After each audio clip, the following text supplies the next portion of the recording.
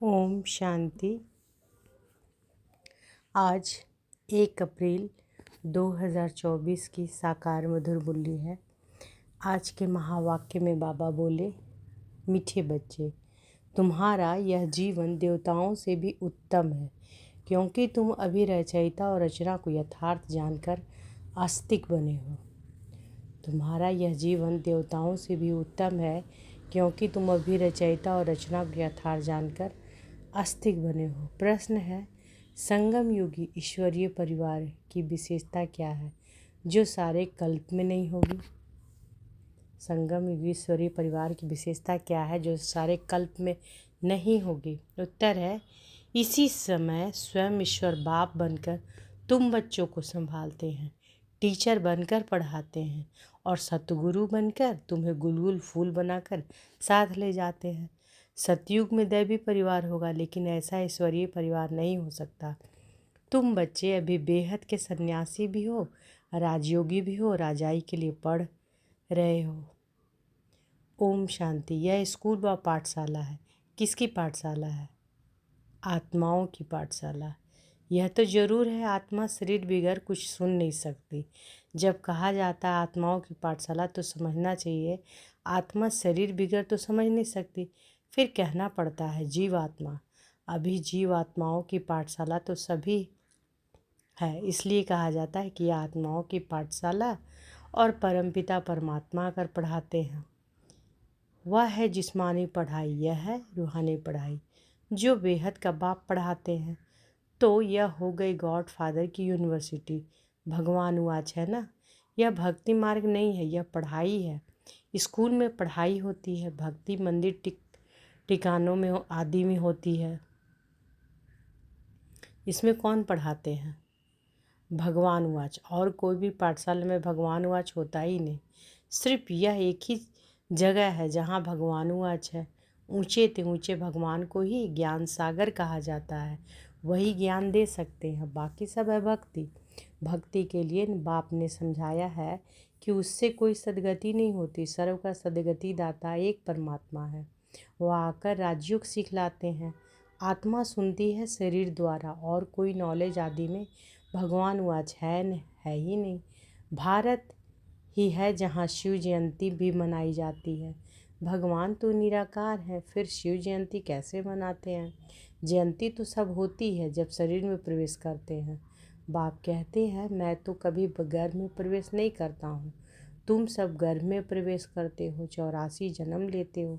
सबसे जास्ती जन्म यह लक्ष्मी नारायण लेते हैं। 84 जन्म लेकर फिर सांवरा गावड़े का छोरा बनते हैं।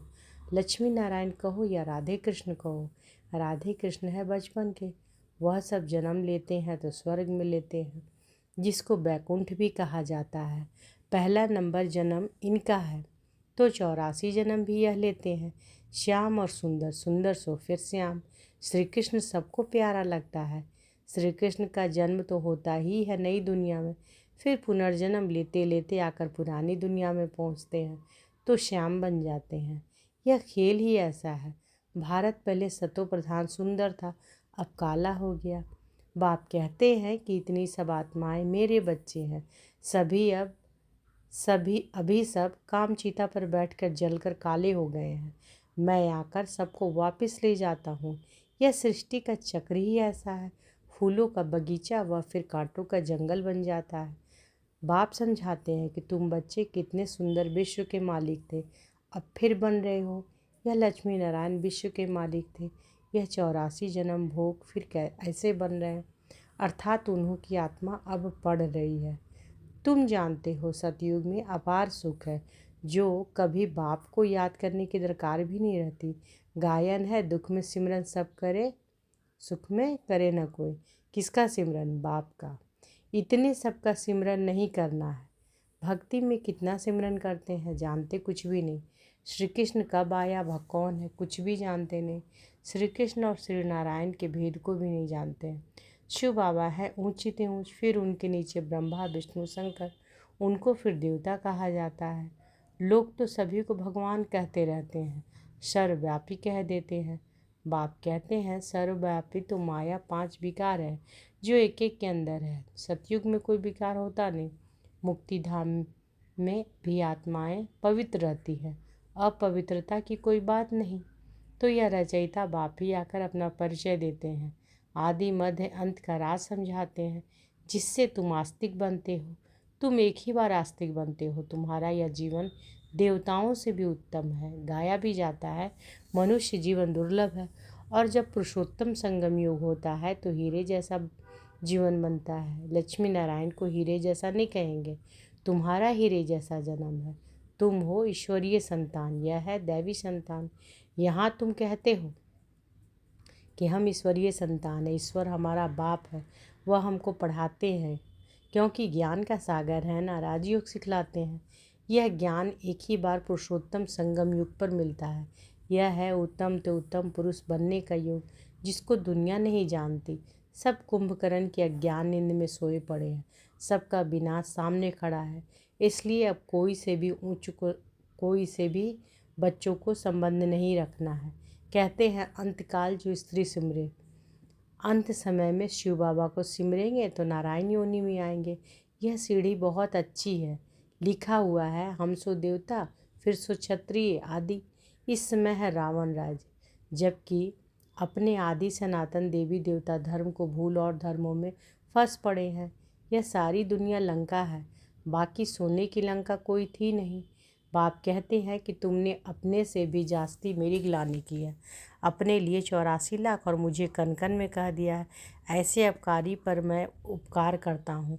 बाप कहते हैं तुम्हारा दोष नहीं, यह ड्रामा का खेल है। सतयुग आदि से लेकर कलयुग अंत तक यह खेल है जो फिरना ही है। इसको सिवाय बाप के कोई समझा न सके। तुम सब ब्रह्मा कुमार कुमारियाँ हो, तुम ब्राह्मण हो, ईश्वरीय संतान। तुम ईश्वरीय परिवार में बैठे हो, सतयुग में होगा दैवी परिवार। अभी हम सब कौन से परिवार में बैठे हैं? ईश्वरीय परिवार। इस ईश्वरीय परिवार में बाप तुमको संभालते भी हैं, पढ़ाते भी हैं, फिर गुलगुल बनाकर साथ भी ले जाएंगे। तुम पढ़ते हो मनुष्य से देवता बनने के लिए, ग्रंथ में भी है कि मनुष्य देवता किए, इसलिए परमात्मा को जादूगर कहा जाता है। नरक को स्वर्ग बनाना जादू का खेल है ना। स्वर्ग में नरक बनने में 84 जन्म, फिर नरक से स्वर्ग चपटी में सेकंड में बनता है। 1 सेकंड में जीवन मुक्ति। मैं आत्मा हूँ, आत्मा को जान लिया, बाप को भी जान लिया, और कोई मनुष्य नहीं जानते कि आत्मा क्या है। गुरु अनेक है, सतगुरु एक है। कहते हैं सदगुरु अकाल, सदगुरु अकाल परम पिता परमात्मा एक ही सदगुरु है, परंतु गुरु के तो ढेर हैं। निर्विकारी कोई है नहीं, सब विकार से ही जन्म लेते हैं। अभी राजधानी स्थापन हो रही है, तुम सब यहाँ राजाई के लिए पढ़ते हो। राजयोगी हो, बेहद के सन्यासी हो, वह हठयोगी है, हद के सन्यासी। बाप आकर सभी को सदगति कर सुखी बनाते हैं। मुझे ही कहते हैं सतगुरु अकाल मूरत। वहाँ हम घड़ी घड़ी शरीर छोड़ते और लेते नहीं, काल नहीं खाता। तुम्हारी भी आत्मा अविनाशी है, परंतु पतित और पावन बनती है, निर्लेप नहीं है। ड्रामा का राज भी बाप ही समझाते हैं, रचयिता ही रचना के आदि मध्य अंत का राज समझाएंगे ना। ज्ञान का सागर वही एक बाप है, वही तुमको मनुष्य देवता डबल सिरताज बनाते हैं। तुम्हारा जन्म कुंवरी जैसा था, अब तुम हीरे जैसा बन रहे हो। बाप से हम सो हम का मंत्र भी समझाया। बाप ने हम सो हम का भी मंत्र समझाया। वह कह देते हैं आत्मा सो परमात्मा, परमात्मा सो आत्मा, हम सो हम। बाप कहते हैं आत्मा सो परमात्मा कैसे बन सकती है। बाप तुमको समझाते हैं कि हम आत्मा इस समय तो ब्राह्मण है, फिर हम आत्मा ब्राह्मण सो देवता बनेंगे, फिर सो क्षत्रिय बनेंगे, फिर शूद्र सो ब्राह्मण। सबसे ऊंचा जन्म तुम्हारा है, यह है ईश्वरीय घर। तो हम सो का अर्थ क्या बाबा समझाएं कि हम आत्मा ब्राह्मण सो देवता बनेंगे, फिर सो क्षत्रिय बनेंगे, फिर शूद्र सो ब्राह्मण। सबसे ऊंचा जन्म तुम्हारा है, यह है ईश्वरीय घर। तुम किसके पास बैठे हो? माता पिता के पास। सब भाई बहन है, बाप आत्माओं को शिक्षा देते हैं। तुम सब हमारे बच्चे हो, वर्षे के हकदार हो, इसलिए परमात्मा बाप से हर एक वर्षा ले सकते हैं। बूढ़े छोटे बड़े सबको हक है बाप से वर्षा लेने का। तो बच्चों को भी यही समझाओ, अपने को आत्मा समझो और बाप को याद करो तो पाप कट जाएंगे। भक्ति मार्ग वाले इन बातों को कुछ भी समझेंगे नहीं। अच्छा, मीठे मीठे सिके लदे बच्चों प्रति माता पिता बाप दादा का याद प्यार और गुड मॉर्निंग। रूहानी बाप की रूहानी बच्चों को नमस्ते। हम रूहानी बच्चों की रूहानी माता पिता बाप दादा को याद प्यार गुड मॉर्निंग और नमस्ते नमस्ते नमस्ते। शुक्रिया बाबा शुक्रिया। रात्रि क्लास। बच्चे बाप को पहचानते भी हैं, समझते भी हैं कि बाप पढ़ा रहे हैं, उनसे बेहद का वर्षा मिलना है, परंतु मुश्किलात यह है जो माया भुला देती है, कोई ना कोई बिघन डाल देती है जिससे बच्चे डर जाएं। उसमें भी पहले नंबर में विकार में गिरते हैं। आंखें धोखा देती है। आंखें कोई निकालने की बात नहीं, बाप ज्ञान का नेत्र देते हैं। ज्ञान और अज्ञान की लड़ाई चलती है। ज्ञान है बाप, अज्ञान है माया। इनकी लड़ाई बहुत तीखी है। गिरते हैं तो समझ में नहीं आता, फिर समझते हैं कि मैं गिरा हुआ हूँ, मैंने अपना बहुत कल्याण किया है। माया ने एक बार हराया तो फिर चढ़ना मुश्किल हो जाता है। बहुत बच्चे कहते हैं कि हम ध्यान में जाते, परंतु उसमें भी माया प्रवेश हो जाती है। पता भी नहीं पड़ता है, माया चोरी कराएगी, झूठ बुलवाएगी, माया क्या क्या नहीं कराती है। बात मत पूछो, गंदा बना देती है। गुलगुल बनते बनते फिर छीछी बन जाते हैं। माया ऐसी ज़बरदस्त है जो घड़ी घड़ी गिरा देती है। बच्चे कहते हैं बाबा हम घड़ी घड़ी भूल जाते हैं, तदबीर कराने वाला तो एक ही बाप है, परंतु किसी की तकदीर में नहीं तो तदबीर भी करा नहीं सकते। इसमें कोई भी खास खातरी भी नहीं हो सकती। ना एक्स्ट्रा पढ़ाते हैं, उस पढ़ाई में तो एक्स्ट्रा पढ़ने के लिए टीचर को बुलाते हैं। यह तो तकदीर बनाने के लिए सभी को एक रस पढ़ाते हैं। एक एक को अलग कहाँ तक पढ़ाएंगे। कितने ढेर बच्चे हैं उस पढ़ाई में। कोई बड़े आदमी के बच्चे होते हैं, अधिक खर्च कर सकते हैं तो उनको एक्स्ट्रा भी पढ़ाते हैं।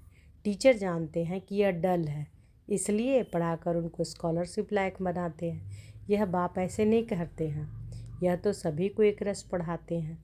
वह हुआ टीचर का एक्स्ट्रा पुरुषार्थ कराना। यह तो एक्स्ट्रा पुरुषार्थ किसी को अलग कराते नहीं हैं। एक्स्ट्रा पुरुषार्थ माना ही टीचर कुछ कृपा करते हैं, भल ऐसे पैसे लेते हैं, खास टाइम दे पढ़ाते हैं जिससे वो जास्ती पढ़कर होशियार होते हैं।